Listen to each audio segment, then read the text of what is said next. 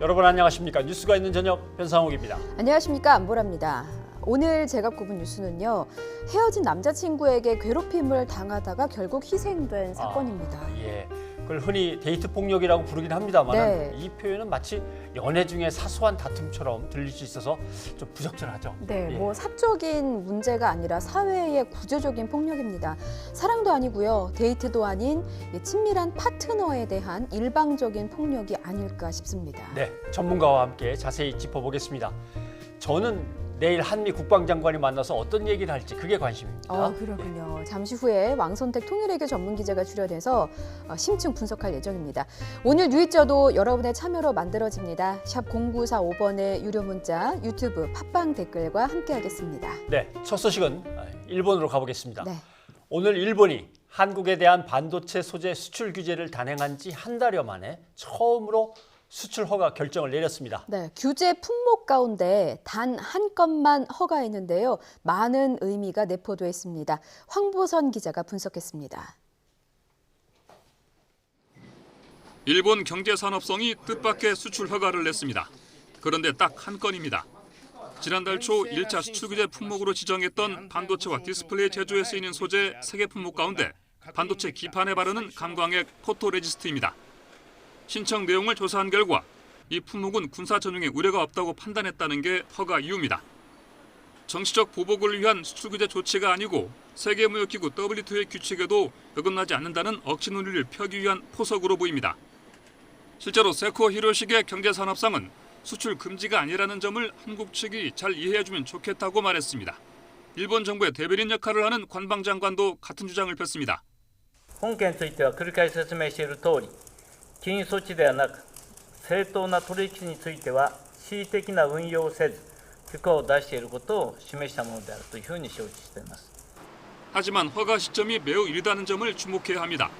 일본 정부가 세계 품목을 포괄 허가해서 개별 허가 대상으로 전환한 뒤 수출 신청에서 승인까지 석 달은 걸릴 것으로 예상했던 게 3분의 1인 한 달로 단축된 겁니다. 이는 국제사회의 여론이 한국 정부 편으로 기울고 있는 상황에 서둘러 대처하려는 움직임으로 보입니다. 일본 정부가 향후 규제 품목을 더 늘릴 수 있다는 경고를 덧붙인 데서는 한국 정부의 대응에 따라서 규제 수위를 더 높이겠다는 의중을 드러낸 셈입니다. YTN 황보선입니다. 네, 일본이 우리와의 정면 충돌은 일단 피해가려고 하는 모양입니다. 네, 예. 뭐 일본이 워낙 명분이 없는 일을 벌이니까 뭐 여론이 계속 나빠지는 거는 어쩔 수가 없는 것이겠죠. 그렇죠. 우리에게 명분이 있으니까 국제사회에서 계속 이 명분을 살려가는 건 또 우리한테 유리할 겁니다. 예. 예를 들어서 우리도 일본을 화이트리스트에서 빼버리자 이거보다는 빼버릴까 말까, 빼버릴까 보다 뭐 계속 이렇게 논의만 하면서 계속 명분을 갖다 이제 축적해 나가는 게 좋겠죠. 예. 그게 우리에게 이제 유리한 전략이라는 그렇죠. 말씀이신 거고. 그래도 우리는 일본에 우리 다시 화이트리스트에 넣어줘라고 요구는 계속 해야 되는 거잖아요. 그렇죠. 예, 그게 부당한 조치다라고 하면서 계속 요구를 해야죠. 그렇게 해서 WTO에서 우리가 압도적으로 이겨야만 합니다. 예. 좀 WTO가 오래 걸리고 답답하긴 하지만 거기서 법으로 이긴 것과 법으로 따져서 진 거는 뭐 차이가 엄청 큰 거니까 꼭 이겨야만 합니다. 예. 그리고 이번에 한 건이 허가가 났다고 하는 걸 봐서는 규제받고 있는 3건 모두 개별 허가가 날 거로 예상은 됩니다. 다만 그 유효 기간은 3개월이니까 그 후를 또 지켜봐야겠죠. 예. 일단은 뭐 일본은 숨고르기에 들어간 것 같기는 하고요. 뭐 말씀하신 대로 우리 정부도 일본을 화이트리스트에서 제외하는 문제를 추후에 더 논의하기로 했습니다. 박병한 기자가 보도합니다. 정부는 아침부터 일본 수출 규제와 관련한 대책회의를 잇따라 열고 일본을 화이트리스트, 즉 수출 우대국에서 제외하는 문제를 집중 논의했습니다. 일본을 수출 우대국이 포함된 가 지역에서 다 지역으로 바꾸고 수출을 포괄 허가에서 개별 허가로 바꾸는 것 등이 주요 내용입니다. 일본에도 상당한 타격이 예상되는 부분입니다. 정부는 일단 전략물자 수출입 개정안 확정과 발표를 약간 늦췄습니다. 구체적인 규제 수준과 추진 일정을 좀 더 조율할 필요가 있다는 게 정부의 판단입니다. 일본이 추가 규제 품목을 정하지 않았고 반도체 소재 한 건에 대한 수출 허가가 나온 상황에서 일본의 정확한 의도를 파악하는 동시에 우리의 카드를 먼저 내보일 필요가 없다는 전략적 숨고르기로 보입니다. 일본의 한국에 대한 경제 공격은 세계 지도국가답지 않은 부당한 처사이며 자유무역의 최대 수혜국으로서 자기 모순입니다. 우리는 일본의 경제 공격이 원상 회복되도록 외교적 노력을 강화할 것입니다. 일본의 한 건 수출 허가를 놓고 일단 반도체 업계에서는 다소나마 숨통이 트였다는 반응이 일부 감지됩니다. 하지만 일본이 한국을 화이트리스트에서 제외한 기조를 유지하는 한 이런 일회성 수출 허가는 도움이 되지 않는다는 분석이 우세합니다. 오히려 완전 수출 금지는 아니라는 명분을 일본이 쌓으려는 의도일 수 있고 수출이 허용되다 안 되다 하는 상황이 되면 불확실성 때문에 제품 생산에 더 큰 차질이 있을 수 있다는 우려도 나옵니다.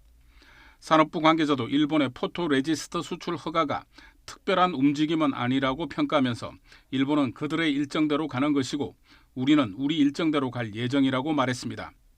이에 따라 오는 광복절에 있을 문재인 대통령의 메시지와 오는 21일로 예정된 한중일 외교장관 회의 결과가 한일 갈등의 변곡점이 될 가능성이 높습니다. YTN 박병환입니다. 네, 우리는 이겨야 한다고 생각하면서 일본과 싸우고 있지만 바깥 사람들이 보기에는 어차피 싸우는 두 사람인 거예요. 그러면 그게 다 한국과 일본의 리스크가 돼서 돌아오는 거죠. 아무튼 불확실성은 여전히 남아 있습니다. 네. 문재인 대통령도 모든 가능성에 대비를 해야 한다 이렇게 보고 있죠. 네. 문재인 대통령은 모두가 피해를 보는 승자 없는 게임이라면서 일본의 수출 규제 조치를 철회하라고 촉구했습니다. 임성호 기자의 보도입니다. 문 대통령이 일본의 수출 규제 보복 이후 처음으로 국민경제자문회의를 주재했습니다. 문 대통령은 일본의 수출 규제 조치가 우리 대법원의 강제징용 판결에 대한 보복이자 자유무역 질서를 훼손하는 이율 배반적 행위라고 비판했습니다. 또 일본이 스스로에게도 피해를 주는 승산 없는 게임을 하고 있다면서 수출 규제를 조속히 철회해야 한다고 촉구했습니다. 자국이 위에 있는 부분을 무기화한다면 결국 일본은 국제사회에서 신뢰를 잃게 될 것입니다. 일본의 기업들도 수요처를 잃는 피해를 입게 될 것입니다. 문 대통령은 일본의 수출 규제가 이어지든 안 이어지든 이번 사태로 촉발된 불확실성은 여전히 살아있다며 우리 경제의 체질과 산업 생태계를 개선하기 위한 근본적인 대책 마련을 거듭 주문했습니다. 일본이 이 사태를 어디까지 끌고 갈지는 좀 더 지켜보아야 합니다. 우리 경제의 체질과 산업 생태계를 개선하여 새롭게 도약하는 계기로 만들어내야 합니다. 문 대통령의 이 같은 언급은 최근 일본의 무역 보복 속도 조절에 국내 일각에서 섣부른 낙관론이 퍼지는 것을 경계한 것으로 해석됩니다. 일본 정부는 앞서 화이트리스트에서 한국을 제외하기로 했지만 추가 수출 규제 품목 지정은 미뤘고 처음 규제에 나섰던 반도체 핵심 소재 3개 품목 가운데 하나는 수출을 승인했습니다. 이에 대해 청와대는 일본이 반도체 핵심 소재 가운데 하나를 수출 허가한 데 대해선 일단 긍정적으로 평가한다고 밝혔습니다. 하지만 반도체 핵심 소재 2개에 대한 수출 규제와 화이트리스트 제외로 인한 1,100여 개 품목의 수급 불확실성은 해소되지 않았다고 선을 그었습니다. 청와대는 수출 규제와 관련된 최근 일본 정부의 움직임과는 관계없이 우리 경제의 대일 의존도 낮추기 등 근본적인 체질 개선을 흔들림 없이 추진하겠다는 방침입니다. YTN 임성호입니다. 네, 우리 기업들도 큰 고비는 넘겼지만 네. 그래도 3, 4개월 이후가 또 다른 고비가 될 거라고 보고 있는 것 같죠. 네, 미국 뉴욕에서 갤럭시 노트 10 공개 행사가 있었는데요. 여기서 고동진 삼성전자 사장이 한 말입니다. 이 부품 물량이 3, 4개월치가 좀 확보돼 있기 때문에 하반기 갤럭시 노트 10 출시와 갤럭시 폴드 공급에는 어려움이 없다라고 하는데요. 다만 이 4차 벤더사까지 고려하면 3, 4개월 이후에는 무슨 일이 벌어질지 가늠하기 어렵다고 토로했습니다. 네. 자, 그런데 궁금한 건요. 이 4차 벤더까지 고려하면 일이 어떻게 될지 모르겠다. 이거는 무슨 뜻입니까? 복잡한 얘기지만 예. 간단히 간추려 보자면 어떤 제품을 만드는데 필요한 부품이나 소재, 그다음에 일꾼들을 제공하는 기업체들을 벤더사라고 하는 거죠. 네. 예를 들면 삼성전자가 스마트폰을 만듭니다. 그러면은 벤더사 중에 1차 벤더사는 누가 될 거냐면 예를 들면 삼성전기나 삼성 SDI 이런 곳이 1차 벤더사가 되죠. 예. 그런데 만약 현대 기아 자동차가 자동차를 만든다 그러면 1차 벤더가 어디가 될 것 같습니까? 아무래도 뭐 현대모비스, 현대미아가 역시 아닐까 싶습니다. 운전을 하시니까 금방 아시죠. 예. 예. 그 1차 벤더들이 모든 걸 다 자기네가 생산해서 공급하는 건 아니거든요. 예. 그러니까 그 1차 벤더에게 납품하는 2차 벤더들이 있고 2차 벤더들이 필요로 하는 걸 또 납품하는 3차 벤더가 있고 3차를 위한 4차 벤더가 있고. 그렇게 쭉 4차까지도 가는군요. 네. 그래서 이제 삼성전자나 LG의 최고 경영자가 일본이 개별 허가로 규제를 까다롭게 할 거다. 재고를 확보해 놔라. 네. 일본이 아닌 다른 나라 수입선을 한번 확보해 봐라. 또는 뭐 자체 기술 개발에 전력을 다해라. 3개월, 4개월 후를 대비해라. 이렇게 지시를 내린다면 뭐 같은 계열사나 혹은 뭐 규모가 어느 정도 되면은 뭐 착착착 그렇죠. 움직이겠는데 예. 만약에 뭐 3차, 4차 벤더 그러니까 중소기업까지 내려가면 글쎄요 좀 일사불란하지는 예. 않을까 싶은데요. 아마 고 사장은 그런 걸 얘기하는 걸 겁니다. 예. 벤더사들이 하자가 없는 부품이나 재료를 제때제때 공급을 해야 제대로 된 완제품이 나오는 건데 4차 벤더사까지 내려가면 거기서도 이렇게 착착 맞춰서 잘 해낼 수 있을까? 예. 결국 이런 불확실성이 기업의 리스크, 삼성의 리스크, 현대의 리스크, LG의 리스크가 되는 거죠. 그렇군요. 우리 정부가 일본에 대한 대응으로 꺼내든 카드가 또 있습니다. 일본산 석탄재 폐기물의 방사능 검사를 강화하겠다라고 공식 발표했습니다. 이 내용은 임수근 기자가 전하겠습니다. 환경부가 오염 우려가 지속해서 제기되고 있는 수입 석탄재에 대해 수입 통관 시 환경안전 관리 절차를 강화할 계획이라고 밝혔습니다. 환경부는 수입 폐기물에 대한 안전관리 강화 차원이라고 밝혔지만 사실상 일본 경제 보복에 대한 맞대응으로 해석됩니다. 정부는 앞서 일본이 한국을 백색 국가에서 제외한다고 밝히자 맞대응 방안으로 폐기물 관리 강화를 꺼낸 바 있습니다. 국민들의 안전과 관련된 사항은 관광, 식품, 폐기물 등의 분야부터 안전 조치를 강화해 나갈 계획입니다. 현재 석탄재를 수입하려는 경우 신고 때 공인기관에 방사능 검사 성적서와 중금속 성분 분석서를 제출해야 합니다. 환경부는 그동안 분기별 1회 성적서와 분석서의 진위를 점검해 왔으나 앞으로는 통관되는 모든 건을 조사해 문제가 발견된 경우 상응한 조처를 할 계획이라고 밝혔습니다. 또 통관 때마다 방사선량을 측정하거나 시료를 채취해 전문 검사기관에 검사를 의뢰할 계획입니다. 석탄재 폐기물의 수입은 연간 400건에 이르고 있습니다. 국내 시멘트 공장들은 일본 화력발전소에서 배출된 석탄재를 수입해 시멘트 원료로 사용하고 있습니다. 관세청 자료에 따르면 2009년부터 올해 상반기까지 10년간 수입된 석탄재 폐기물은 모두 1,182만 톤으로 일본산이 대부분을 차지하고 있습니다. 환경부는 이번 조치로 국내 산업에 피해가 갈 수 있다는 우려에 대해서는 국내에서 매립돼 재활용되지 않는 석탄재를 활용하는 방안, 석탄재 대체재 발굴 등을 추진하겠다고 밝혔습니다. YTN 임수근입니다. 네, 방사능에 대한 심각한 소식이 또 하나 전해진 게 있죠. 네, 일본이 후쿠시마 원전에서 나오는 고준위 방사성 오염수 100만 톤을 바다로 방류하겠다는 계획을 갖고 있다. 이렇게 환경단체 그린피스가 밝혔습니다. 네. 이렇게 되면은 일본이 방사성 오염수를 그냥 방류해버린다면 태평양 연안의 모든 국가들이 다 위험하고 특히 우리나라는 위험할 수 있는데 국제적인 테러같이 보이기도 하는데 과연 참 이런 일이 벌어지면 안 되겠죠. 예, 일단 김정희 기자의 보도를 보시겠습니다. 아베 내각과 도쿄전력이 후쿠시마 제1원전에 쌓여있는 고준위 방사성 오염수 100만 톤 이상을 태평양에 방류할 계획을 추진하고 있다. 그린피스 독일 사무소의 숀 버니 수석 원자력 전문가가 국내 언론에 기고한 내용입니다. 숀 버니 수석은 막대한 양의 방사성 오염수를 방류하면 태평양 연안국들이 방사성 물질에 노출될 수 있고 특히 한국이 위험에서 벗어나기 어렵다고 지적했습니다. 올해 초 그린피스의 보고서를 보면 지난해 12월 기준으로 후쿠시마 제1원전에 보관된 방사성 오염수의 양이 111만 톤입니다. 오염수가 일주일에 2,000톤에서 4,000톤씩 쌓여가고 있습니다. 앞서 2014년 도쿄전력은 원자로로 침투하는 지하수를 차단해서 2020년까지 더 이상의 오염수 발생을 막겠다고 밝혔습니다. 하지만 지하수 차단에도 실패했고 방사성 준위를 낮추는 작업도 별 효과를 내지 못하고 있습니다. 방법은 오염수 저장 탱크를 늘리는 것뿐인데 비용이 많이 드니 오염수를 바다에 흘리겠다는 것으로 보입니다. 우리 정부는 일본의 방사성 오염수 방류에 대해 우려와 반대 입장을 고수하고 있습니다.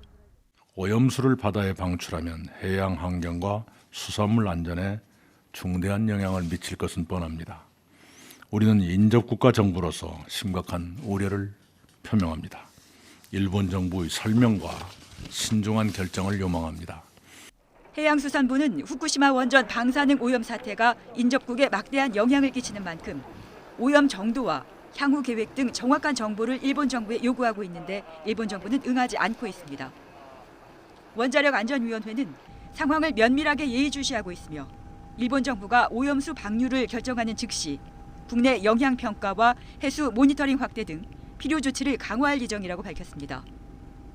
원자력안전위원회는 후쿠시마 원전 사고 이후 국내 해역 32개 지점에서 바닷물의 방사능 농도 분석을 정기적으로 실시하고 있습니다. YTN 김정희입니다.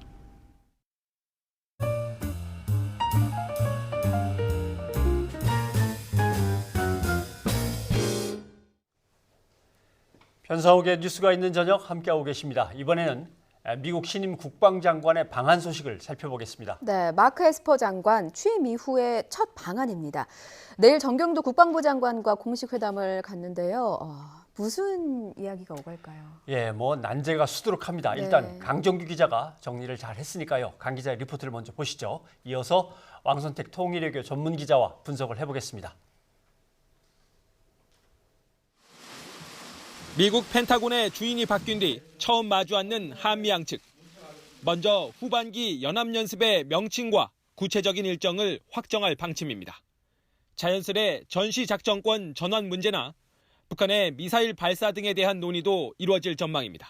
한반도 비핵화 및 항구적 평화 정착을 위한 정책 공조, 조건에 기초한 전자권 전환 등 한미 동맹의 주요 현안에 대해서 논의할 예정입니다.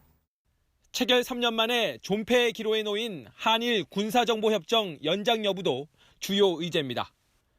에스퍼 장관은 한미일 삼각공조의 중요성을 강조하면서 우리 측의 협정 유지를 당부할 것으로 보입니다. 앞서 이와야 다케시 일본 방위상과의 회담에서 나온 호르무즈 해협 파병 요구도 공식화될 가능성이 높습니다. 최대 난제로 떠오른 건 중거리 미사일의 아시아 배치 문제입니다. Yes, I would like to, but let's be clear. I'm talking about conventional weapons. Yeah, INF range, right? Exactly. 에스퍼 장관에 이어 존 볼턴 백악관 국가안보보좌관이 우리나라와 일본을 구체적으로 언급하면서 중국과 러시아의 강력한 반발을 사고 있습니다. 이런 수두룩한 난제들이 방위비 분담금 협상과도 맞물려 있어서 이번 한미 국방장관 회담에 이목이 쏠리고 있습니다. YTN 강정규입니다. 네, 보신 대로 내일 한미 국방장관이 만나면 주한미군 방위비 분담금 등 민감한 현안들을 이야기하게 됩니다. 왕선택 통일외교 전문기자와 함께 자세한 내용을 짚어보도록 하겠습니다. 어서 오십시오. 네, 안녕하세요. 반갑습니다. 네. 뭐 세상 모든 일은 트럼프 대통령의 트윗에서 시작이 되는 것 같습니다. 맞습니다. 예. 한국과 방위비 분담 협상을 시작했다 이런 식의 표현인데 협상이 어디까지 가 있는 겁니까? 공식적으로 말하면 협상은 시작되지 않았습니다. 예. 네, 협상팀이 꾸려지지도 않았고요. 협상팀을 이제 꾸려야 되고 예. 꾸린 다음에 만나서 협상을 해야 되는데 협상도 대개 보면 과거에 보면 최소 5번에서 많게는 10번까지도 예. 공식 협상을 뭐 워싱턴에 가서도 하고 그쪽에서 와서도 하고 이런 과정을 거쳐야 되고 그 끝나면 또 비준도 받아야 되고 그래서 예. 앞으로 절차가 많이 있는데 그중에 첫 번째 협상팀 구성이 아직 안 된 상태입니다. 예. 그러니까 협상이 시작되지 않았습니다. 그 시작됐다고 해서 모르는 사이에 언제 저기까지 갔지 깜짝 놀라긴 했는데. 예. 뭐 아무래도 이제 트럼프 대통령의 특유의 과장하는 표현이 거기에 좀 들어갔지 않나 생각되는 게 예. 액수가 트럼프 대통령이 말하는 액수가 이제 작년에 한국에서 이미 9억 9,900만 달러를 받았다. 이렇게 하는데 실제로 작년에 합의된 내용은 1조 389억 원. 예. 네. 그래서 액수가 크게 다릅니다. 크게 다르군요. 예, 알겠습니다. 그러면 이미 지난번보다 훨씬 더 많이 내기로 합의했다라고 하는 말도 좀 믿기는 어렵겠군요. 좀 과장법도 있고 또 희망하는 것을 미리 한국 정부에 알리는 그런 게 있고 트럼프 대통령은 사실 대통령 되기 전부터 미국의 국내 유권자들에게 사실은 미군들이 외국에 나가서 고생은 하고 그 돈을 못 받아오는 그런 바보 같은 짓들을 많이 했는데 자기가 대통령이 되면 꼭 동맹 국가들한테 돈을 꼭 받아내겠다 이런 약속을 했습니다. 지금 그 약속을 지키는 과정이라고 봐야 되겠습니다. 네. 지난해 협상에서는 미국 측이 좀 해달라는 대로 많이 해준 편 아닙니까? 꽤나 많이 들어준 것 같고. 우리 입장에서는 그런데 미국 입장에서는 또 아닙니다. 아닌가요? 아닙니다. 네. 그런데 지금 올해 만약에 협상이 시작된다면 북미 간에 지금 얽혀 있는 것도 있고 더군다나 우리는 일본하고 갈등을 크게 겪고 있어서 미국한테 좀 옆에서 거들라고 얘기를 하는 중이고. 맞습니다. 이런 요건들을 생각하면은 좀 또 많이 얹어줘야 되는가 이런 생각도 돼서 예상하시기는 어떻습니까? 정말 지금 말씀하신 그런 어려움이 있기 때문에 이것을 예측할 수 있는 사람은 참 많지 않을 것 같고요. 이제 아직 말씀드렸다시피 우리 정부의 협상 대표가 아직 임명이 안 됐습니다. 누군가 외교부의 고위 관리 중에 한 명이 임명이 될 겁니다. 그 임명이 될 후보자들은 아마도 지금 굉장히 착잡한 마음으로 기다리고 있을 것 같은데 지금 말씀하신 것처럼 그런 여러 가지 문제점들이 있어서 참 어느 때보다도 어려울 것 같습니다. 사실은 지난해 협상이라고 하지만 올해 2월에 협상이 끝났습니다. 그리고 그러한 협상이 이제 그 이어지는 절차가 있어서 이게 끝난 지가 얼마 안 됐어요. 이제 새로 시작을 막 해야 되는데 지난해 많이 올려졌습니다. 우리 입장에서는 8.2%를 올려줬어요. 8.2%. 네, 9,600억 원을 이제 2018년에 9,600억 원을 줬는데 8.2%를 올려줘가지고 1조 389억 원을 이제 2019년에 지급하는 것으로 합의를 봤습니다. 그러니까 좀 굉장히 많이 올렸는데 앞으로 갈 길이 멉니다. 근데 이번에 요구하는 액수도 뭐 만만치는 않을 거 아니겠습니까? 지난해 이제 그 공식 확인된 건 아닌데 지난해 미국이 요구한 건 1조 4천억 원 정도다라고 하는 것이 다수설입니다. 정설입니다. 1조 4천억 원을 요구했는데 그래도 우리 협상팀이 버텨서 1조 389억 원에 막았다 이렇게 되는 거고요. 근데 올해는 1조 4천억 원보다 더 많이 요구할 것이다라는 전망이 우세합니다. 그렇군요. 알겠습니다. 근데 그 한일 군사정보보호 협정 이건 뭐 다들 아시는 대로 뭔가 미국이 좀 빨리빨리 어떻게든 둘이서 잘 지나면서 군사정보보호 협정을 맺어봐라라고 떠밀어서 한국이나 일본이나 맺은 것이 되는데 맞습니다. 이 부분에서 우리가 우리를 우방국으로 생각하지 않는다면 우리도 일본을 어떻게든 처리해야 되는 거 아닌가 이 논의가 있는데 미국 국방장관이 여기에 대해서 뭔가 좀 더 강하게 얘기를 할까요? 여러 가지 어려운 이제 내일 열리는 한미 국방장관 회담의 의제가 지금 뭐 6가지, 7가지 어려운 주제들이 있는데 그중에서 이것은 비교적 간명한 문제가 되겠습니다. 이 문제는 아주 간명한데 왜냐하면 미국의 국방장관은 지소미아가 반드시 유지가 돼야 된다라고 하는 것이 미국의 입장이니까 한국 정부는 미국 정부 입장을 잘 헤아려서 꼭 유지하는 쪽으로 해주길 바란다라고 하는 입장 표명을 100% 할 것이라고 예상할 수 있습니다. 그럼 뭐 미국의 입장도 확실하고 사실 어떻게 보면 한국이나 일본의 입장도 정부의 입장으로서는 지금 당장 그걸 어떻게 하기는 좀 뭐한 그런 것 같긴 합니다. 지금 이제 우리 정부에서는 이제 계속해서 시사를 하면서 이게 좀 압박 카드가 돼서 일본의 행동이 좀 통제가 됐으면 하는 마음으로 이렇게 하는 것 같은데 사실 미국에서는 이게 너무나 중요한 문제고 동아시아 그 전략에서 거의 근간에 해당하는 뿌리에 해당하는 겁니다. 이게 이 뿌리 기둥 이런 것들이 이제 무너지게 되면은 동아시아 전략 자체가 망가지는 그런 문제가 있어서 미국은 이 사안에 대해서는 매우 강하게 입장을 제기할 것으로 예상할 수 있습니다.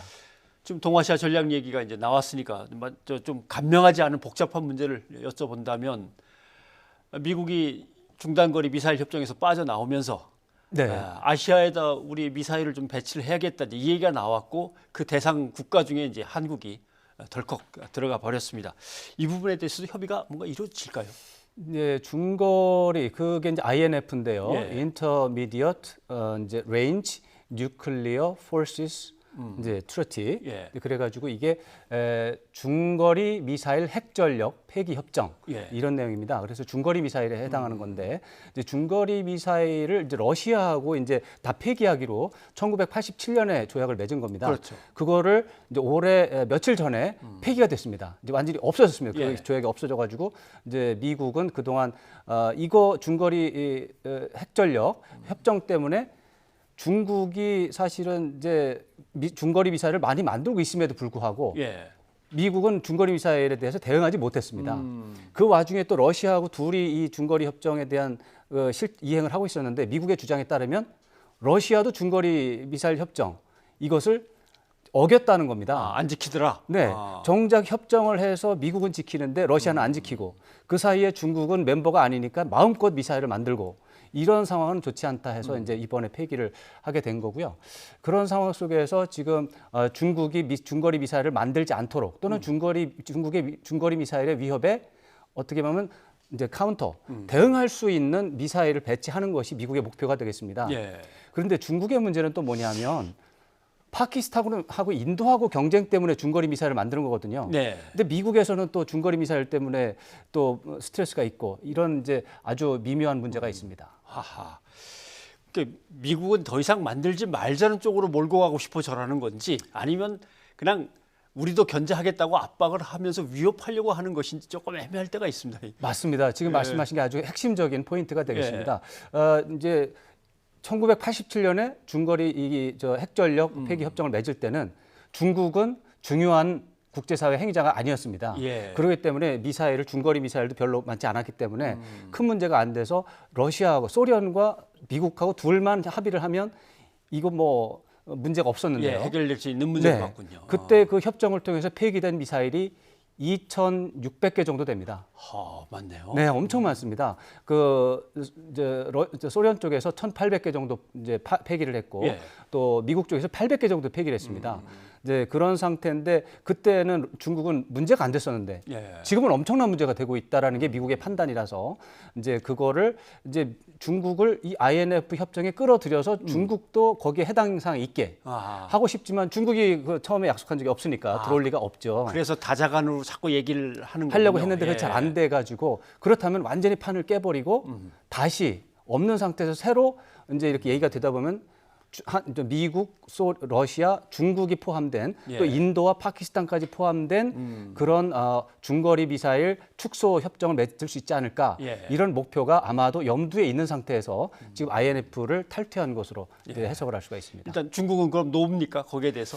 지금 그 점에 대해서는 이제 그동안 중국의 공식적인 입장은 INF 협정이 국제사회 군사 긴장을 낮추는 데 도움이 됐으니까 미국은 그걸 깨서는 안 된다.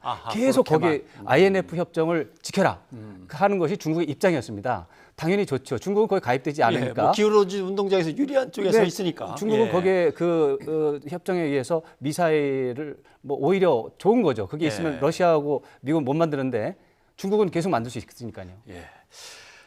이것도 참 민감한 문제인데 두 국방장관이 어디까지 얘기를 하는지 좀 봐야겠군요. 근데 이제 아까 말씀하신 중에 이제 한국이 포함됐다고 하는 거는 이제 추측입니다. 아직까지는. 네, 그 부분을 아주 매우 민감한 문제인데 제가 볼 때는 미국 국방장관이 내일 그 문제에 대해서 정책 설명을 할 수 있겠으나 한국에 배치하는 문제를 꺼낼 가능성은 매우 희박하다.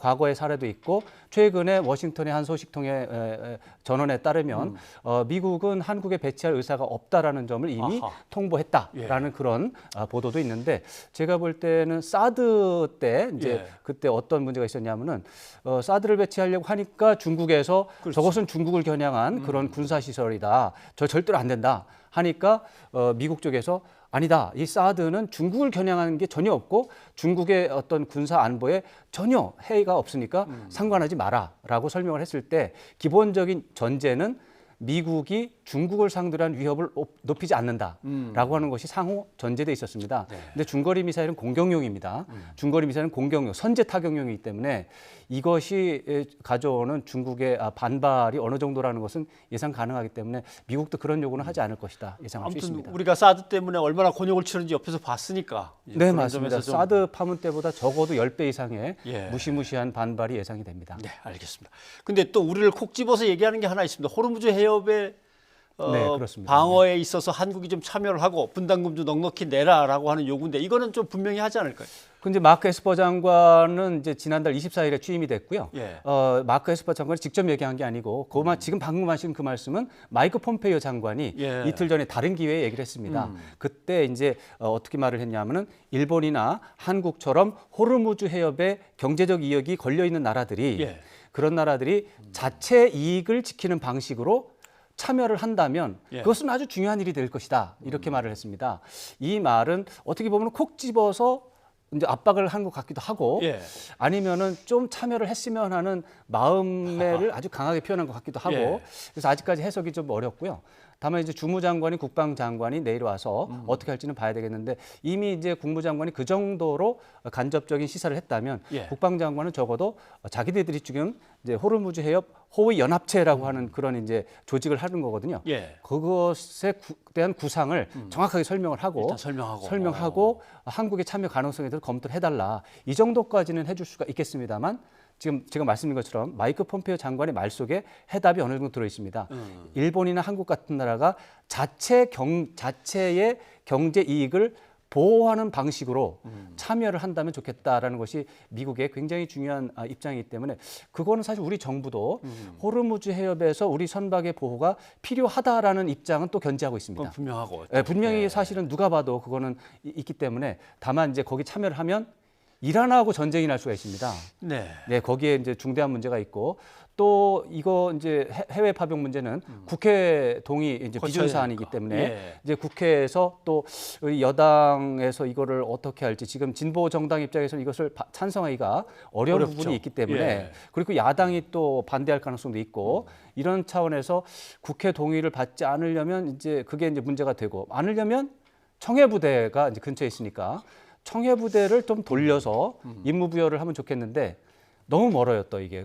여기서 세계 지도 보면 여기 같은데 2,500km입니다. 가는데 이틀 걸립니다. 밤새도록 가도 이틀 걸리고 그래서 사실 작전하기가 쉽지 않습니다. 또 청해부대한테 임무 부여한 게 국회 비준을 거친 게 그쪽까지 가보라는 얘기는 아니었지 않냐? 또 야당이 들고 일어나면 그럴 가능성도 있는데 기본적으로는 이제 아덴만 영역에서 이제 임무 부여를 좀 바꾸는 건 그래도 새로 동의를 받는 것보다는 훨씬 더 쉽다고 보기 때문에 다만 아덴만에도 지금 임무가 있습니다.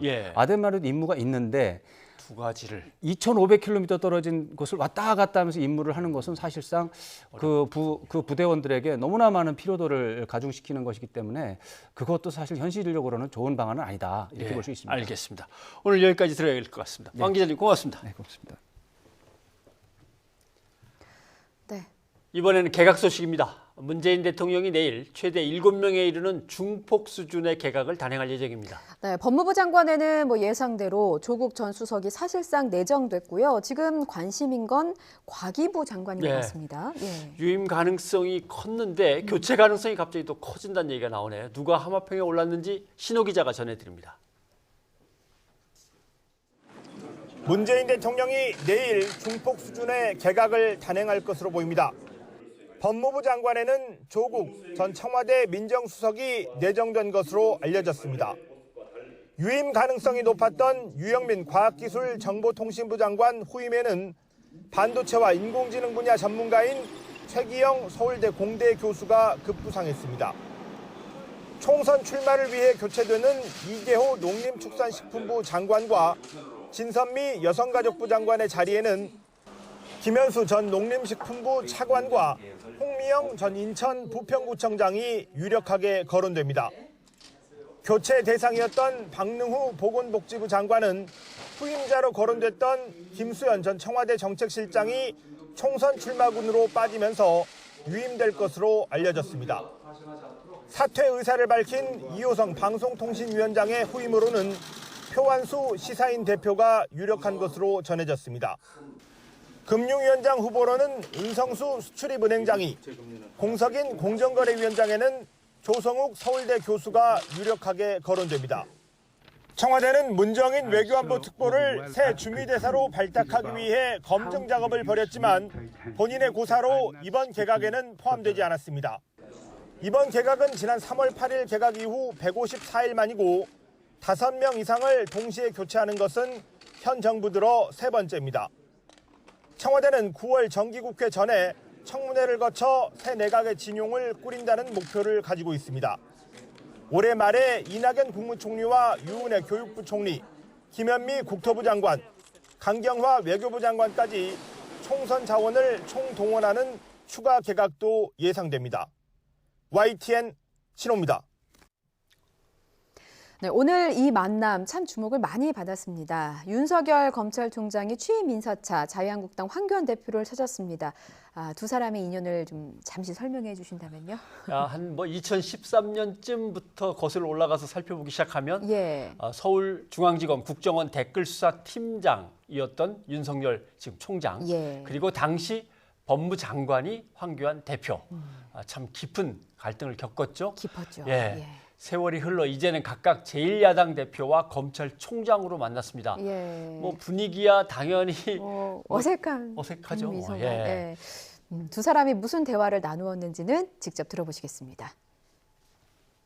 윤석열 총장을 참 오랜만에 보는데 우리 총장 임명 축하합니다. 검찰은 수사기관만이 아닙니다. 검찰은 준사법기관으로서 법원과 경찰을 인권적 차원에서 잘 견제를 해서 국민들의 인권이 굳건하게 지켜질 수 있게 하기 위한 마지막 보루가 검찰입니다.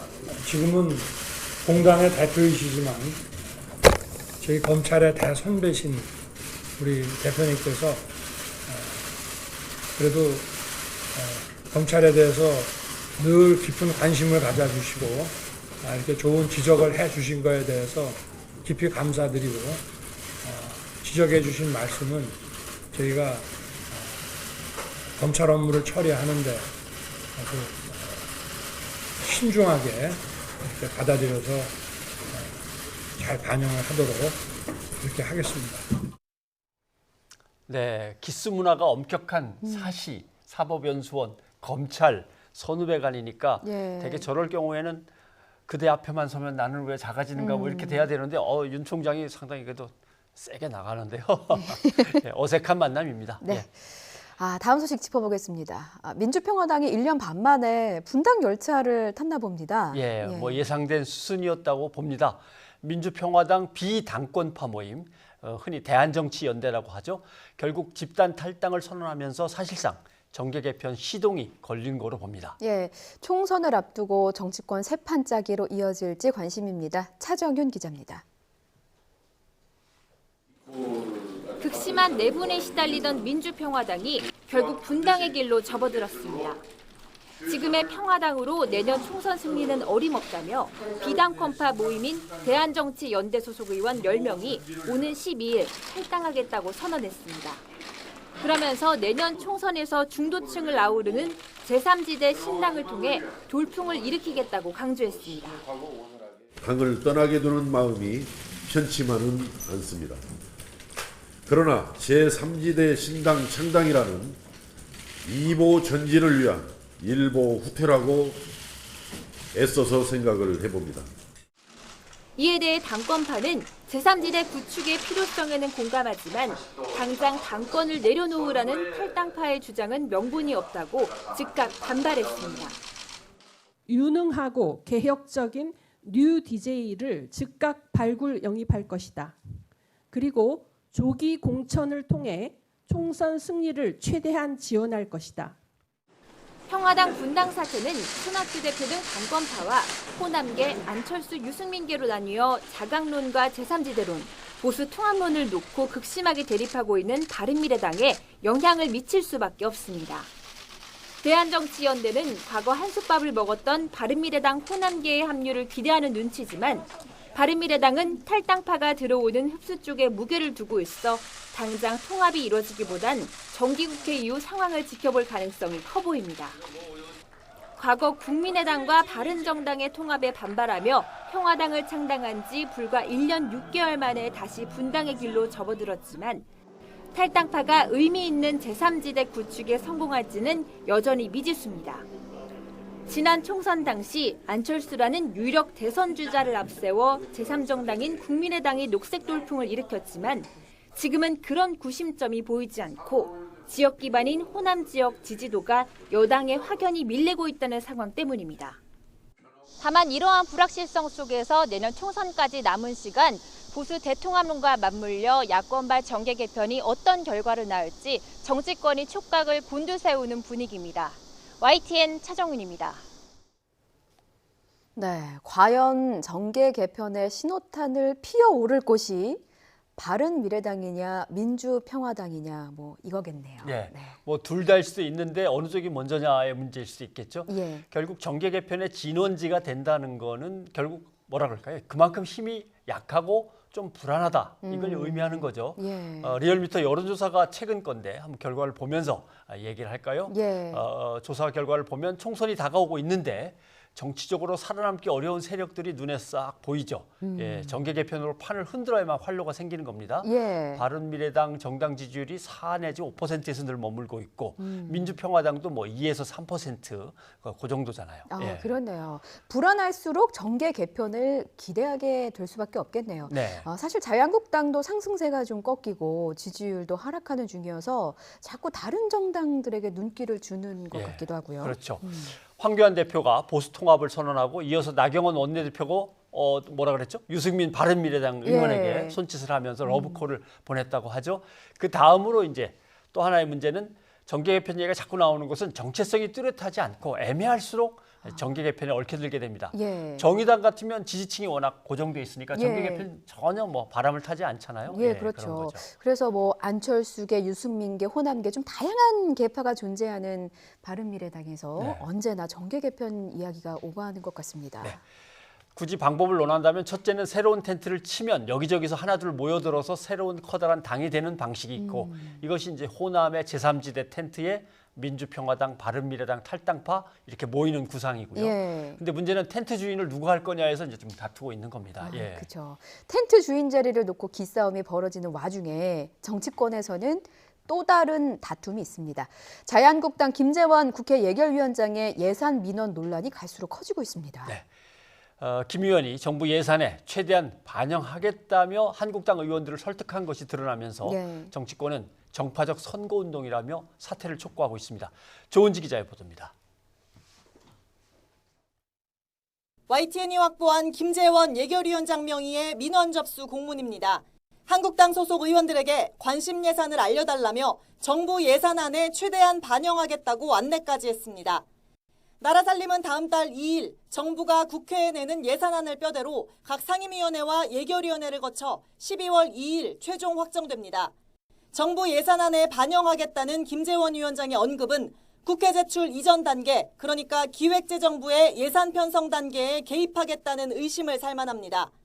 실제 한국당 중진 의원은 속기록이 없는 소소위에 쪽지 예산을 넣는 게 수십억 원 정도라면 사전에 정부 예산안에 밀어넣을 경우 수천억 원도 가능하다고 말했습니다. 그러면서 힘 있는 의원들은 원래 부처에 직접 민원을 하기도 한다고 설명했습니다. 하지만 예결위원장이 의원들의 예산 민원을 기재부와 직접 거래했다면 정부는 예산 편성권을, 국회는 심의 확정권을 가지도록 명시한 헌법을 위반한 거라는 지적이 가능합니다. 한국당 지도부는 말을 아꼈지만 최근 추경심사 과정에서 김재원 위원장의 음주 논란까지 빚어진 터라 당혹감을 감추지 못했습니다. 그 내용을 제가 알아봐야 되겠네요. 나도 한번 볼게요. 한번 검토해 볼게요. 무슨 얘기인지 정확하게. 김재원 위원장은 예산안 편성 과정에 보이지 않는 손을 썼냐는 YTN의 의혹 제기에 의견을 취합하는 차원일 뿐 압박은 없었다고 강조했습니다. 의원님들이 관심 있는 예산을 확인하는 것이고 아직 국회 예산서가 도착하지도 않았잖아요. 지금 당장에 어떻게 할 수 있는 건 하나도 없어요. 하지만 한국당을 제외한 여야 사당은 한 목소리로 김재원 위원장의 사퇴를 촉구했습니다. 쪽지 예산을 미리 챙기고자 했다면 그것은 사전 선거운동이요 국민 우롱 행위에 다름 아닙니다. 지역 선심성 예산은 알뜰살뜰 챙겨가니 가증스럽기 짝이 없습니다. 정치권의 예산 나눠먹기 관행이 만천하에 드러났다는 지적 속에 이런 식이면 과연 제대로 된 예산 심사가 가능하겠냐는 비판이 커지고 있습니다. 근본적인 제도 개선을 요구하는 목소리가 큽니다. YTN 조은지입니다.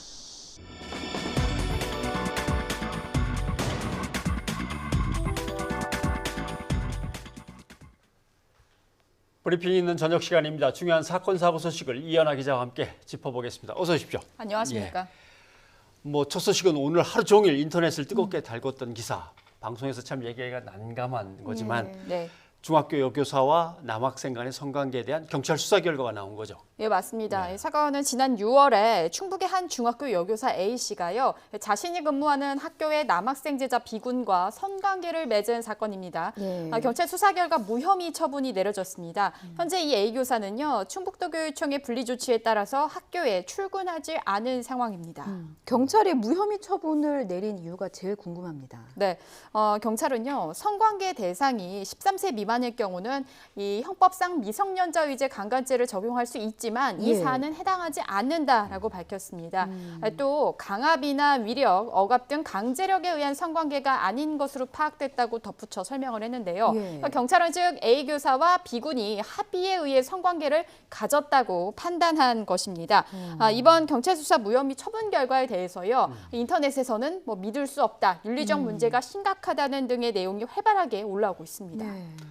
그러면 결국 법적으로는 아무 문제 없다라고 경찰이 판단을 해버렸으니까 이 문제는 그럼 완전히 윤리적인 문제라면 학교나 교육청, 교육계는 어떻게 그럼 이걸 다룹니까? 네, 일단 해당 교육지원청은 A 교사를 중징계해달라는 내용을 담은 요구를요 도교육청에 했습니다. 그래서 도교육청은 이달 안에 징계위원회를 열고 이제 A 교사에 대한 처분 수위를 결정합니다. 이 교육공무원 징계령 등을 근거로 좀 보면요, 일반적 사안에 대해서는 60일 이내 징계를 열고 또 처분 수위를 결정하지만 성 관련 사안은 학생들과 밀접하기 때문에 30일 이내 심의 의결해야 합니다. 현재 이 A 교사에 대해서는 파면, 해임, 강등, 정직 등 중징계가 논의되고 있는데요. 도교육청을 취재했는데 교육청 측은 이렇습니다. 성관계 범죄와 비위에 대한 일벌백계를 하고 교직원에 대한 품위 유지 교육도 지속하겠다라는 입장이고요. 또 재발 방지 대책을 마련 중이다라고도 밝혔습니다. 네, 그렇군요. 다음 소식도 들어보겠습니다. 어떤 내용이죠? 네, 다음 소식은 축구선수 호날두 노쇼 사태 관련된 소식입니다. 관련해서 경찰의 압수수색이 있었습니다.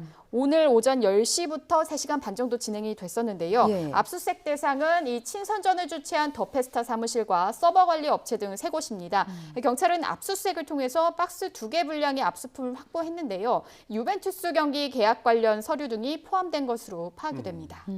경찰이 수사에서 파악하려는 핵심은 어떤 겁니까? 네, 일단 이번 수사의 핵심은 이 주최 측 더페스타가요. 친선전 당일에 이 호날두가 출전하지 않았을 거라는 사실을 사전에 알았는지 부분입니다. 현재 이 주최사 더페스타 대표는 계약서에 호날두가 45분 출전 조항이 있었고 노쇼 사태에 대해 전혀 예견하지 못했다. 또 유벤투스의 일방적 계약 파기였음을 주장하고 있습니다. 근데 주최 측 주장에 대한 이 사실 여부 확인은요. 외국에 있는 호날두나 또 유벤투스 관계자를 통해서 이뤄져야 하는데 현실적으로 어렵기 때문에 경찰은 주최 측에 책임을 물을 수 있을지 확인하는 데 주력을 하고 있습니다. 또 마침 오늘 주최 측은 사과문을 냈습니다. 그래서 책임을 회피할 생각은 없다는 입장을 밝힌 상황입니다. 현재 이제 주최사가 이번 친선전을 통해서 거둔 수익은 약 60억 원 규모입니다. 그래서 수사 과정에서 만약 이 주최사 측의 특정경제범죄 가중처벌법상의 사기 혐의가 인정이 될 경우는요, 5년 이상의 징역형을 선고받을 수도 있습니다. 그렇군요. 그렇다면 앞으로 경찰 수사는 어떻게 진행이 되는 겁니까? 네, 일단 경찰은 현재 주최 측과 유벤투스 간에 어떤 계약을 맺었는지, 그리고 대한축구연맹이나 프로축구협회와는 어떤 계약을 맺었는지, 관련 계약서를 확보해서 사실관계 확인을 하는 데 주력하고 있습니다. 오늘 경찰의 압수수색 역시 계약 내용을 확인하기 위한 이런 과정이었고요. 경찰은 호날두가 45분 동안 출전하기로 약속한 건 맞는지, 그리고 출전하지 않기로 했으면 위약금은 누가 어떤 식으로 물기로 했는지 등 계약 내용을 자세히 확인하고 있습니다. 앞서 경찰은 이제 주최사 로빈장 대표를 출국 금지 조치시켰고요. 그리고 한국 프로축구연맹 관계자 등 2명도 참고인으로 불러 조사를 했습니다. 앞으로 경찰은 확보한 이 자료를 바탕으로 피의자 소환 조사를 진행할 예정인데요. 호날두 노쇼 사태 중심에선 로빈장 대표도 조만간 경찰 조사를 받게 될 전망입니다. 지금 이제 경찰 수사는 주최한 기획사, 예. 그다음에 축구와 관련된 기관들에 대한 문제고 축구 팬들은 따로 지금 이 부분에 대해서 집단 소송을 진행하고 있는 거죠. 네, 맞습니다. 민사 쪽으로 보면은 이제 입장권 환불 관련 소송이다라고 보시면 되는데요. 예. 인터넷 카페나 뭐 법무법인을 통해서 모집 중인데 뭐 한 법무법인에서만 지금 참여한 집단 소송 참가자가 한 700여 명 정도가 됩니다. 예. 이에 대해서 이제 호날두 노쇼 관련 피해 소송 대리인 이야기 직접 들어보시겠습니다. 분명히 호날두 45분 출전을 홍보했고 이것은 팬분들 입장에서 티켓 구매하는 데 있어서 상당히 중요한 부분이었거든요.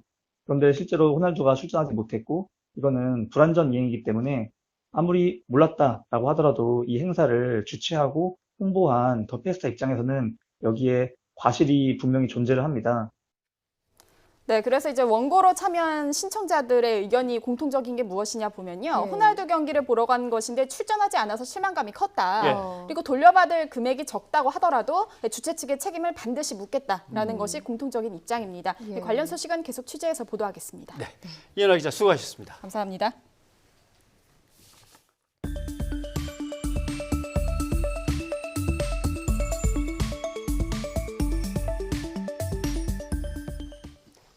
네, 혹시 오늘 입추인 거 아셨습니까? 저는 밖에서 취재를 계속 하고 있어서 네. 입추에 찌어 죽는 경우도 있는 거군요. 예, 입추였어요. 예, 절기로는 가을이 시작됐는데 말씀하신 것처럼 전국에는 다시 폭염특보가 확대됐습니다. 예. 아무튼 휴일에도 찜통더위가 예상됩니다. 예. 태풍도 올라오고 있는데 날씨, 기상 소식 정혜연 기자가 전해드립니다. 태풍으로 주춤했던 무더위가 다시 심해지고 있습니다. 가을이 시작되는 절기 입추지만 대구 기온이 무려 36.1도까지 치솟았습니다. 서울도 32.7도로 하루 전보다 약 3도나 높아졌습니다. 북태평양 고기압이 확장하면서 덥고 습한 공기가 유입돼 가마솥 같은 찜통더위가 나타난 겁니다. 충청과 남부에 이어 서울과 경기 남부, 영동 지방에도 다시 폭염 경보가 내려졌습니다. 주말과 휴일까지는 이렇게 35도 안팎의 무더위가 이어질 전망입니다. 따뜻한 공기가 계속해서 쌓이면서 이번 주말까지도 더위가 극심한 곳이 많겠습니다. 특히 토요일에는 내륙 대부분 지역의 낮 기온이 35도를 넘어서면서 매우 덥겠습니다. 다음 주 날씨와 더위 강도는 태풍이 변수가 될 것으로 보입니다. 9호 태풍 레키마와 10호 태풍 크로사 모두 중형급의 매우 강한 태풍으로 발달해 북상 중인데 진로가 무척 유동적입니다. 기상청은 9호 태풍 레키마가 중국 푸저우 북동쪽 부근에 상륙한 뒤 동해안을 따라 이동해 내주 초 중국 내륙으로 북상할 것으로 내다봤습니다. 10호 태풍 크로사는 남쪽 해상에서 일본 열도를 향해 북상할 것으로 보이지만 안심할 수는 없습니다. 두 태풍의 상호작용과 북태평양 고기압의 확장 여부에 따라 진로와 강도가 수시로 바뀔 것으로 보이기 때문입니다. 저 태풍이 두 개가 발생할 경우에는 간섭을 하는 후지와라 효과가 있기 때문에 현재로서는 저 9호 태풍 레키마가 어느 쪽으로 올 것인가를 정확하게 예측하기가 굉장히 어렵습니다.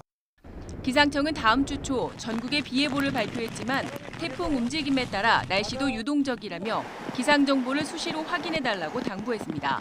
YTN 정혜윤입니다. 다음 소식입니다. 경기 안성 물류창고 화재 현장에서 누구보다 먼저 불길에 뛰어들어 인명을 구하다 순직한 고 서건호 소방위의 연결식이 거행됐습니다. 화재 원인에 대해서도 잠정 결론이 난 듯합니다. 예, 소방당국에 따르면 창고에 보관 중이던 화학물질이 무더위에 달아올라서 폭발했다는 겁니다. 건물 지하 1층 창고에 위험 화학물질 수십 톤이 보관돼 있었다고 합니다. 네. 비닐 등을 만드는 데 쓰이는 화학물질인데 이 불꽃 같은 외부 요인이 없어도 스스로 불이 붙을 수 있는 자기 반응성 물질인 것으로 전해졌습니다. 네. 예. 당시 기온이 어디까지 올라갔었죠? 화재 당일 36도까지 치솟는 무더위가 기승을 부렸습니다. 그런데 이 건물이 철골 구조로 돼 있잖아요. 그래서 그렇죠. 철골 구조로 된 창고 안의 온도는 무려 40도를 넘어선 것으로 소방당국은 파악하고 있고요. 특히 창고 안에 에어컨이 정상적으로 작동되지 않아서 쌓여있던 화학물질이 그대로 열기에 노출이 돼서 폭발이 난 것으로 잠정 결론 내렸다고 합니다. 다음 소식입니다. 헤어진 여자친구를 계속 쫓아다니다가 흉기를 휘둘러 결국 숨지게 한 20대 남성이 붙잡힌 사건 소식입니다. 예, 지난 6일에 참극이 벌어진 건데요. 이 가해자 29살 안모 씨, 피해자와 한 1년 정도 만났다가 헤어졌다고 해요. 그런데 이제 다시 만나자고 요구하면서 이런 끔찍한 일을 벌인 겁니다. 이 남성은 6년 전에도 헤어진 여자친구에게 폭력을 휘둘러서 실형을 선고받기도 했습니다. 예. 이런 참극을 막을 수 없었던 건지, 이런 데이트 폭력이 실제로는 얼마나 심각한 건지 한국 데이트 폭력 연구소의 김도연 소장을 이 자리에 모셨습니다. 소장님 어서 오십시오. 안녕하십니까? 안녕하세요. 근데 통계 수치로 봐서 나타나는 것들이 얼마만큼인지, 실제로 이거보다 얼마나 더 많을지 이걸 알 수 있을까요? 네, 경찰청 자료에 의하면 그 데이트 폭력 증가 수치가 매년 급증하고 있습니다. 그래서 2017년도에는 1만 4천여 건이 해당이 되고 2018년도에는 그보다 32% 증가된 1만 8천여 건이 지금 접수가 되고 있는데요. 실제로 이거는 신고 건수에 해당되는 조사 자료이기 때문에 미신고 건수까지 우리가 추정하다 보면은 훨씬 더 많은 심각성이 높은 피해 사례가 있지 않을까 볼 수 있습니다. 그렇겠죠. 왜냐하면 남자친구니까 자기의 사적인 정보, 집 주소 다 뭐든지 알고 있으니까 자기를 너무나 잘하는 사람을 신고해버린다는 게 또 어떤 또 다른 다가올지 두려움이 될 수도 있고요. 신고하는 게 많겠네요. 그런데 용어 자체가 데이트 폭력이잖아요. 그러니까 폭력 앞에 데이트라는 단어가 붙으니까 왠지 좀 폭력이라는 심각성이 좀 가려지는 느낌도 들고요. 실제로 데이트 폭력이 뭐 어떤 유형으로 벌어지는지, 또 어떤 게 가장 많이 발생하는지 좀 짚어주시죠. 네, 데이트 폭력은 뭐 다양한 유형이 있습니다. 뭐 신체 폭력뿐만 아니라 정서 폭력이 해당이 되고요. 여기에는 뭐 언어적인 것뿐만 아니라 비언어적인 폭력도 해당이 되죠. 그다음에 성적 폭력뿐만 아니라 또 그 사이버상에서 일어나는 그런 폭력들도 해당이 됩니다. 뭐 감금이나 납치도 하나의 유형에 해당이 되고요. 그 밖에 뭐 경제적인 폭력이라든가 또 스토킹 유사 폭력, 특히 우리가 데이트 폭력 초기에 쉽게 인식하지 못하는 행동 통제 같은 부분들이 상당히 데이트 폭력에 포함이 되기 때문에 이 부분을 우리가 초기에 얼마나 잘 이해하고 대응하느냐가 가장 중요하다라고 볼 수가 있습니다. 뭐 때리거나 밀치는 건 당연히 폭력이고, 그렇죠. 괜히 화가 난다고 이렇게 책상을 쾅쾅 치고 그것도 폭력인가요? 그렇죠. 그런 그 폭력은 상대방으로부터 불안이나 두려움을 유발하기 때문에 이런 심리적인 두려움이 계속 지속된다면 이것도 명백히 폭력이다라고 볼 수가 있습니다. 그러면 맨날 돈 꿔달라고 꾼돈 잘 안 갖고 하는 것도 폭력에 해당됩니까? 그것도 마찬가지로 폭력에 해당될 수 있습니다. 그래서 뭐 금품을 요구한다거나 또 이로 인해서 계속 지속적으로 심적 고통을 받는다라고 한다면 이 또한 폭력이 한 사례다라고 볼 수가 있습니다. 그런데 이제 또 다른 문제점이라고 해야 될까요? 초기에는 피해자들이 대부분 내가 지금 데이트 폭력을 당하고 있다라는 부분을 잘 인지하지 못한다고 해요. 왜냐하면 사랑이나 관심, 그리고 그 이후로 넘어가는 폭력의 경계선이 너무 모호하기 때문이 아닐까 싶은데 실제로 어떻습니까?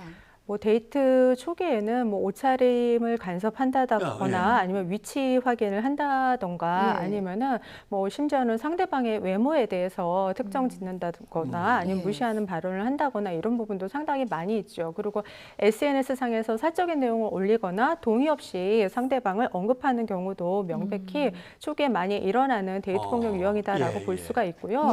또 원치 않는 입맞춤이나 스킨십 포옹 같은 경우도 초기에 많이 일어나는데 이러한 경우에 그 가해자의 경우에 뭐 이 내가 사랑을 하기 때문에 또 관심이 있어서 하는 행동이다라고 언급하는 경우가 많이 있고 이로 인해서 상대방이 심적인 고통을 겪고 있음에도 불구하고 본인의 행동이나 태도를 정당화하는 경우가 많이 있어서 이것이 데이트 폭력이다라고 초기에 인식하거나 뭐 이 부분을 받아들이기에는 상당히 좀 어려움이 있다라고 볼 수가 있습니다.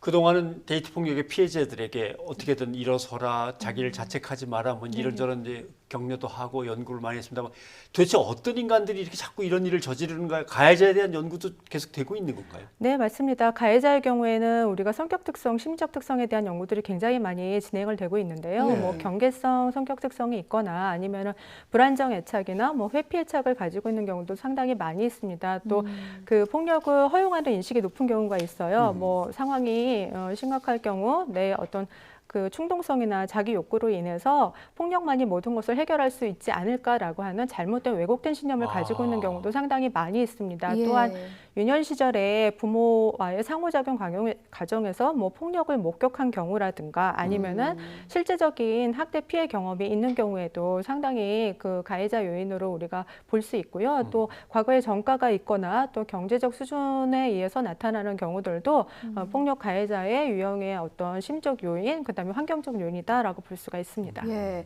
지금 2236님께서 데이트 폭력 피해는 상대 이성을 잘 선택해야만 예방이 가능하다고 생각합니다라는 의견 주셨거든요. 네, 아마도 지금 말씀해주신 이 유형들에 따라서 조금 선택하는데 좀 참고가 될 것 같고요. 근데 실제로 뭐 앞서 변 선배님께서도 언급을 하셨습니다만 내가 데이트 폭력을 실제로 당하더라도 절반 이상이 뭐 별다른 조치를 취하지 않고 뭐 경찰이나 가족 혹은 뭐 친구에게 알리지도 않는다고 합니다. 그 비율이 어느 정도나 됩니까? 실제로 뭐 조치를 취하지 않았다고 예. 응답하는 20, 30대 비율이 굉장히 높은 편이에요. 예. 실제로 뭐 50% 이상이 조치를 취하지 않았다라고 하는데 대부분은 혼자서 해결하는 경우들이 굉장히 많이 있었고요. 뭐 단순한 경고 조치를 한다거나 이별 통보를 한다 하더라도 또 재차 그 폭력의 피해가 반복되는 경우가 상당히 많이 있었습니다. 가장 큰 요인으로는 보복에 대한 두려움도 굉장히 큰 요인이었다라고 볼 수가 있고요. 예. 또 하나는 뭐 지금은 법률적 재정이 마련되어 있지 않은 상태이다 보니까 내가 신고를 한다 하더라도 안전하게 보호를 받을 수 있을까 하는 염려도 굉장히 많이 이런 그 실제로 적극적 대응을 하는데 많은 영향을 미치고 있는 상태다라고 볼 수가 있습니다. 예, 알겠습니다. 영국이죠. 아마 법으로 그런 걸 만들기도 했더라고요. 성폭력 범죄, 또 데이트 폭력 범죄, 가족 폭력 범죄에 해당된 적이 내 남자친구나 여자친구가 있는지를 정보 공개 청구를 하면 바로 답이 오도록 이렇게 돼 있는 것도 봤습니다. 우리는 어떤 법제가 지금 준비되고 있는데 어디까지 가 있는 겁니까? 지금 현재는 데이트 폭력 방지법에 대한 어떤 법률이 제정되어 있지는 않은 상태입니다. 그래서 뭐 가정 폭력이나 성폭력 범죄 같이 그와는 다르게 뭐 특별하게 이 부분을 규명하는 그런 어떤 법률 제정이 없는 상태이기 때문에 법률 제정이 지금 가장 시급하다라고 볼 수가 있고요. 지금은 일반 형사사법에 의거해서 처벌을 마련하고 있어서 실제로는 이 부분이 가장 지금 정비가 가장 시급한 부분이다라고 볼 수가 있습니다. 소장님, 실질적으로 피해자들이 도움을 받을 수 있는 기관이나 혹은 연락할 수 있는 곳이 있습니까? 뭐 데이트 폭력과 관련해서는 초기에 얼마나 적극적으로 대응하느냐가 가장 중요하기 때문에 뭐 한국 데이트 폭력 연구소에서 이 부분을 전문적으로 또 상담을 하고 있고요. 또 1366이라든가 또 사이버 경찰청을 통해서 조기에 이 부분을 얼마나 내가 잘 대응하느냐가 굉장히 필요한데 주변에서도 많은 관심과 이 부분에 어떤 참여를 할 수 있도록 이 그 데이트 폭력 전반에 대한 인식 제고가 지금 이루어져야 된다라고 볼 수가 있습니다. 네, 알겠습니다. 그러면 이제 여성 긴급 전화로 연락을 하거나 아니면은 데이트 폭력 연구소로 직접 전화를 하거나 여성의 전화 뭐 이런 곳으로 연락해도 되는 거고요. 네, 맞습니다. 알겠습니다. 예, 오늘 도움 말씀 고맙습니다, 소장님. 감사합니다. 이번엔 유이적 가족들의 의견 소개하겠습니다. 데이트 폭력과 관련해서 의견들이 지금 계속 들어오고 있습니다. 예, 2236님 아까 잠깐 소개했죠. 상대 이성을 잘 선택해야 한다. 예방이 가능하다고 생각한다. 잘만 하면. 5446님께서는 데이트 폭력의 근본적인 원인은 강약, 약강. 그러니까 강자에게 약하고 약자에게 강한 이것 때문이 아닐까. 사람 안 바뀝니다. 제발 데이트 폭력 처벌 강화해 주세요라는 의견 주셨습니다. 잘 설득하고 타이르면 바뀌지 않을까 내 파트너는 이렇게 생각하는 경우가 있는 것 같은데 그게 아니라고 이제 주장을 하시는 것 같습니다. 한일 갈등 관련해서 유튜브에서 불안 670님 손바닥으로 하늘이 가려질까요? 일본에는 양심도 정의도 없는가요? 라고 물어주셨네요. 난푸른 하늘님, 정부는 전략적이고 외교적으로 하더라도 국민은 일본 여행과 제품 불매 운동 더 강화해야 합니다.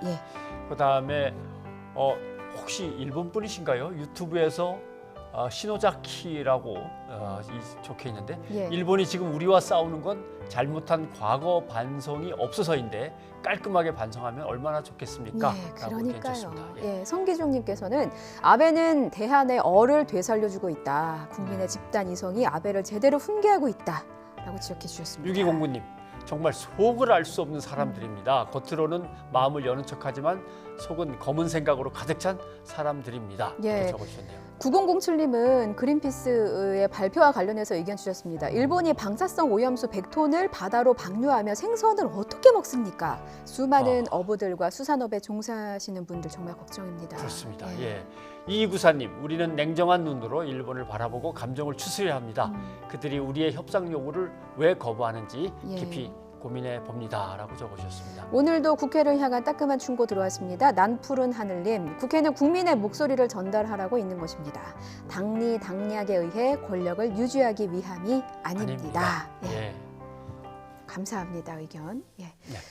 자, 그럼 오늘 음악 있는 저녁에 선곡은 어떻게 진행이 됐나요? 예, 오늘 선곡은 장범준의 노래방에서라는 곡입니다. 지금 흐르고 있습니다. 이 곡 들으시면서 저희는 내일 저녁 7시 반에 다시 찾아뵙겠습니다. 여러분 고맙습니다. 굉장히 조심스러웠었지. 그렇게 노래방으로 가서 그녀가 좋아하는 노래를 무심한 척 준비 안 한 척 노래를 불렀네. 그렇게 내가 노래를 부른 뒤 그녀의 반응을 상상하고 좀 더 잘 불러볼걸 노래를 걸거렸네.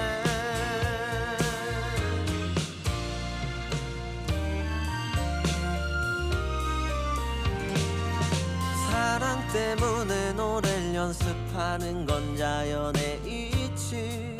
나는